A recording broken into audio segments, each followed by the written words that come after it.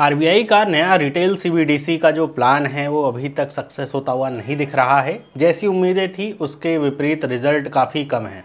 तो आज के इस वीडियो में हम बात करेंगे आरबीआई क्या नया प्लान करने वाला है इस रिटेल सीबीडीसी को, या डिजिटल करेंसी जिसे हम जानते हैं, इसके जो इंगेजमेंट है इसको बढ़ाने के लिए। तो स्टार्ट करते हैं। सबसे पहले हम बात करें कि आखिर ये रिटेल सीबीडीसी क्या है। वैसे तो आप में से ज़्यादातर लोग जानते होंगे कि आरबीआई ने 1 दिसंबर 2022 को ये जो डिजिटल रुपी रिटेल नामक एक पायलट प्रोजेक्ट है इसको लॉन्च किया था। एक क्लोज ग्रुप यूज़र के लिए, सेलेक्टिव जो ग्रुप थे उनके लिए लॉन्च किया था, जिसमें भी सारे बैंक्स भी सम्मिलित नहीं हैं।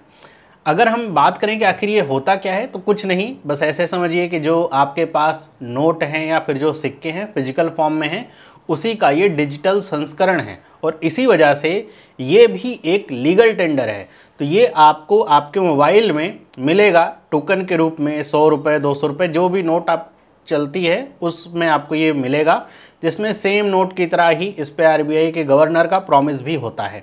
तो इसे लॉन्च किया गया था ताकि हम और आप या आम आदमी नोट लेकर के ना चले, उसके पास एक वॉलेट हो बैंक के द्वारा दिया हुआ, जिसमें उसके पास ये डिजिटल रुपी के रूप में पैसे पड़े हों। अगर उसे किसी को ट्रांसफ़र करना है तो सामने वाले के डिजिटल रुपी वॉलेट में वो ट्रांसफ़र कर सकता है। सेम वैसा ही जैसे हम कैश का लेन देन करते हैं, तो कैश का लेन देन ही है, बस फिजिकल फॉर्म नहीं है, ऐसा समझिए। तो इसमें जो बैंक होते हैं वही इंटरमीडियरीज होते हैं, वही जारी करते हैं इसको। और यहाँ पे बात करें तो जो डिजिटल वॉलेट है वो ऑफ़र किया जाता है पार्टिसिपेटिंग बैंक्स के द्वारा, जैसे एसबीआई वगैरह है, डिजिटल रुपये का वॉलेट इशू करते हैं, आप चाहें तो ले सकते हैं। इसमें पर्सन टू पर्सन और पर्सन टू मर्चेंट दोनों तरह के ट्रांजेक्शन्स होते हैं। और जैसे कैश का ट्रांसफ़र होता है एक लिमिट तक, जिसमें एनोनिमिटी रहती है, कोई मतलब नोट देख करके नहीं कहा जा सकता कि ये नोट किसके पास कहाँ चलेगी, कुछ वैसा ही सिस्टम यहाँ पर भी आरबीआई ने कहा है कि लागू होगा। एनोनिमिटी होगी, कोई ऐसा यूपीआई की तरह लेन देन का कोई रिकॉर्ड आपके इसमें नहीं रहेगा लेजर में कि आपने इसको इतने रुपए इतने समय पैसे ट्रांसफ़र किए थे, ऐसा आरबीआई का कहना है। लेकिन लोगों का इसी को लेकर के थोड़ा डर है कि डिजिटल रुपये में फिर वो भी रिकॉर्ड ना होता रहे। तो इसको लेकर के आरबीआई के क्या एम थे, मतलब इसे क्यों लागू किया गया। जब फिजिकल फॉर्म में पैसे हैं ही तो उसे डिजिटल फॉर्म में इशू करने की क्या ज़रूरत पड़ी। और इसको लेकर के जो अभी करंट डेवलपमेंट है जो सामने आ रही हैं, जिसको लेकर के आरबीआई की चिंताएं हो रही हैं, वो क्या है वो समझते हैं। तो अगर हम बात करते हैं इसको लेकर के एम क्या है, तो बहुत सारे एम हैं, जिनमें से कुछ एम आप ऐसे समझिए। जैसे पहला तो यही है कि जो कॉस्ट ऑफ ट्रांजैक्शन है ये रिड्यूस करेगा, क्योंकि ये फिजिकल फॉर्म में होगा, और पेमेंट्स को और ज़्यादा एफिशिएंट बनाएगा। आपके पास नोट्स होती हैं, उन्हें रखे रहने का टेंशन रहता है और कटने फटने के बाद फिर उनको चलाने का टेंशन रहता है, जबकि सीबीडीसी में सब आपके सामने टेंशन नहीं होगी। कॉस्ट ऑफ ट्रांजैक्शन भी आपका फिजिकल करेंसी इशू करता है आरबीआई, उसके लिए पैसे खर्च होते हैं, वो सब भी अब जब डिजिटली ही इशू होगा तो वो सब भी खर्चा बचेगा ही। इसके अलावा इससे जो इकोनॉमिक ग्रोथ है वो भी बूस्ट होने की है, ताकि एफिशिएंट, मतलब एक एफिशिएंट तरीका है पैसा ट्रांसफ़र करने का। तो कहीं भी अगर एफिशिएंसी आती है, जैसे यूपीआई के माध्यम से हम देखते हैं कि एफिशिएंट तरीका निकाला पैसा ट्रांसफ़र करने का है, तो इकोनॉमिक ग्रोथ वो अपने आप आपको झलक दिखेगी। इसके अलावा जो काउंटर फिटिंग है और जो अदर फाइनेंशियल क्राइम्स हैं उससे भी इससे निजात मिलेगी। अब नोट है हमारे पास 500 की, आप कभी भी 500 के नोट देंगे, उसे चेक किए बिना कोई नहीं लेता। रीज़न क्या है कि बहुत सारी नकली नोटें चलती हैं। तो काउंटर फिटिंग अगर यहाँ पे अगर डिजिटल करेंसी के रूप में देखें तो काउंटर फिटिंग जो है इम्पॉसिबल सी टास्क है, क्योंकि इसे इशू करने वाला भी बैंक ही होगा। तो बैंक की ही ऐप आपको मिलेगी जिसमें आप अपने पैसे रख पाएंगे और किसी सामने वाले के पास इसको भेज पाएंगे। टोकन बेस्ड ही आपका ऐसा सिस्टम काम करेगा। तो यहाँ पर नकली नोट वाला कोई चक्कर ऐसा रहेगा नहीं। तो ये कुछ एम है। और अगर वर्तमान समय की स्थिति देखें तो आरबीआई का ये जो सीबीडीसी ट्रांजैक्शन है वो करंटली इस समय 18,000 ट्रांजैक्शन पर डे पे एवरेज कर रहा है। मतलब वर्तमान समय की स्थिति है जब ये मैं आज आपको खबर दे रहा हूँ सितंबर की। और ये जो बात है ये द हिंदू का जो बिजनेस लाइन पेपर है उसमें ये सारी बातें लिखी हुई, वहाँ से रेफरेंस लिया गया है। तो अगर देखा जाए तो आरबीआई ने टारगेट क्या ले रखा है, 2023 के अंत तक लगभग 1 मिलियन ट्रांजैक्शन पर डे का। 1 मिलियन का मतलब होता है 10 लाख। तो 10 लाख ट्रांजैक्शन पर डे का आरबीआई का टारगेट है कब, एट द एंड ऑफ 2023। अब 2023 का एंड पास ही है, तो उस हिसाब से देखा जाए तो ये जो आंकड़ा निकल के आ रहा है ये इसके आसपास भी नहीं है।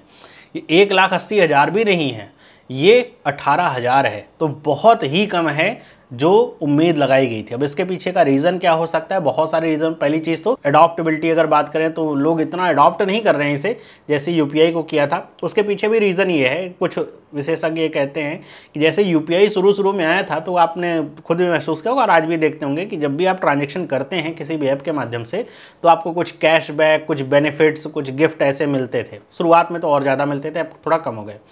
लेकिन चूंकि इसमें ऐसा कुछ नहीं है तो लोग सोचते हैं कि हम यूपीआई से ही पेमेंट करें, भाई इसकी क्या लेके चलने की झंझट है, इसको एक और ऐप बनाओ, फिर पैसे उसमें लोड करो, फिर उसे लेके चलो। तो ये एक प्रमुख से आप कह सकते हैं कि लोगों को अट्रैक्ट करने में थोड़ा नाकाम रह रहा है। दूसरी चीज़, अब लोगों को ये लग रहा है कि जैसे हम कैश से ट्रांजेक्शन करते हैं तो वो पता नहीं चल पाता किसने किसको कितने रुपए दिए, मतलब उसे ट्रेस नहीं किया जा सकता है। लेकिन अगर हम इससे करेंगे तो ये ट्रेस हो जाएगा, तो लोगों के अंदर ये भी एक ऐसा डर होता है कि भाई ट्रेस हो जाएगा। लेकिन वो ज़्यादातर अगर देखा जाए तो यूपीआई में भी ट्रेस ही हो जाता है। ज़्यादातर लोग, मेरे ख्याल से यही है कि अट्रैक्ट नहीं पा रहे वो, मतलब वो यूपीआई से डिफरेंस नहीं समझ पा रहे हैं। जहाँ तक मुझे लगता है उन्हें लगता है यूपीआई एक पहले से उनके पास ऐप है, उसी से वो क्यूआर कोड स्कैन करते हैं। किसी दुकान पे गए, उनके पास मान लीजिए ये रिटेल सीबीडीसी है, दुकानदार के पास ही वॉलेट नहीं है, तो ऐसे में फिर वो सोचेंगे कहीं ऐसा तो नहीं मेरा पैसा पड़े पड़े इसमें ख़राब हो जाएगा, तो एक्सपायर हो जाएगा। तो थोड़ा क्लैरिटी की कमी है, थोड़ा अभी रीच की कमी है और इतनी ज़्यादा अवेयरनेस नहीं है। तो यही एक रीज़न है कि ज़्यादातर लोग अभी इसे यूज नहीं कर रहे हैं। तो अगर हम बात करें कि आरबीआई कैसे कॉम्बैट करेगा इस अपनी समस्या से, क्योंकि आरबीआई का एक फ्यूचरिस्टिक प्लान है कि ये जो डिजिटल करेंसी है आने वाले समय में आरबीआई से और बेहद आगे तक ले जाना चाहता है ताकि इफ़िशिएंट तरीके से पैसा ट्रांसफ़र हो सके। तो अगर हम बात करें कि यहाँ पे क्या आरबीआई का प्लान है, तो पहला जो अभी कुछ ऑफिशियल ऐसा घोषित नहीं किया गया है आरबीआई के द्वारा, ये भी अंदर की खबरें ऐसे आ रही हैं जो न्यूज़पेपर ने भी छापी है, कि पहला जो आरबीआई की तरफ से सोच है वो ये है कि जो डिजिटल रुपी ट्रांजैक्शन है वो ऑफलाइन में भी उपलब्ध करवाया जाए। जैसे आप देख रहे हैं यूपीआई लाइट वगैरह का सिस्टम आ गया है कि ऑफलाइन में भी आप पेमेंट कर सकते हैं, ऑनलाइन रहने की ज़रूरत नहीं है। अब डिजिटल रुपी को अगर हमें पेनिट्रेट करवाना है भारत की बहुत वाइड वैरायटी ऑफ जो जनता है उनसे, तो आपको फाइनेंशियल इंक्लूजन के लिए इस तरह के कदम उठाने पड़ेंगे, क्योंकि भारत में हर जगह ऐसा नहीं कि इंटरनेट की सुविधा बहुत ही अच्छी है, 4G के नाम पर भी 3G और 2G वाली स्पीड मिलती है। तो ऐसे में अगर ऑफलाइन में उपलब्ध हो जाएगा ट्रांजैक्शन डिजिटल रुपी के माध्यम से, तो बहुत सारे लोगों के लिए मतलब कह सकते हैं टेंशन फ्री ये काम हो जाएगा। उनको ये लगेगा कि कोई बात नहीं, इंटरनेट हो चाहे ना हो, ट्रांजैक्शन तो हमारा हो ही जाएगा, तो लेके चलने लगेंगे। दूसरा ये है कि इसको इंटीग्रेट करने की इसको सोचा जा रहा है यूपीआई के इंटरफेस के द्वारा, मतलब यूपीआई जो सिस्टम है उसके द्वारा इंटीग्रेट करने का प्रयास किया जाए। इंटीग्रेट कैसे, कि जैसे अभी मैंने आपको कहा कि आप कहीं पे जाते हैं रिटेल सीबीडीसी, आप कहेंगे हमको डिजिटल रुपी पेमेंट करनी है, सामने वाला कहते हैं हमारे पास वॉलेट ही नहीं है डिजिटल रुपी का, तो आप कैसे पे करेंगे? नहीं पे कर सकते। लेकिन आज भारत की हर एक दुकान पे यूपीआई का क्यूआर कोड जरूर है, हर दुकान पे, और लगभग हर पर्सन के पास है। तो ऐसे में अगर आप पेमेंट करना चाहें यूपीआई के माध्यम से, मतलब आप यूपीआई क्यूआर कोड स्कैन करें और आप अपने डिजिटल रुपी से ट्रांसफ़र कर पाएँ पैसे, तो ये बहुत ही बेटर तरीका होगा लोगों के लिए अडॉप्ट करने का सीबीडीसी का। तो ये दूसरा प्लान है कि जो यूपीआई का सिस्टम है या जो यूपीआई का क्यूआर कोड है उसको इंटरऑपरेबल बनाया जाए, ताकि लोग उस क्यूआर कोड को यूपीआई वाले को स्कैन करके पैसे भेज सकें और सामने वाले के डिजिटल रुपी वॉलेट में वो पैसे सबमिट हों या डिपॉजिट हों। तो ये दूसरा प्लान है। तो ये दो प्लान अभी आरबीआई सोच रहा है कि इनको आगे बढ़ाया जाए, जिससे जो इसका पेनिट्रेशन है या फिर जो कह लें कि यूज़र बेस है वो बढ़े। जितना ज़्यादा लोग इसे लेकर के चलेंगे अपने पास, उतने ही ज़्यादा ट्रांजेक्शन्स होंगे, क्योंकि इसमें आप हर एक जो ट्रांजेक्शन, जो हर एक डिनोमिनेशन है वो अवेलेबल है।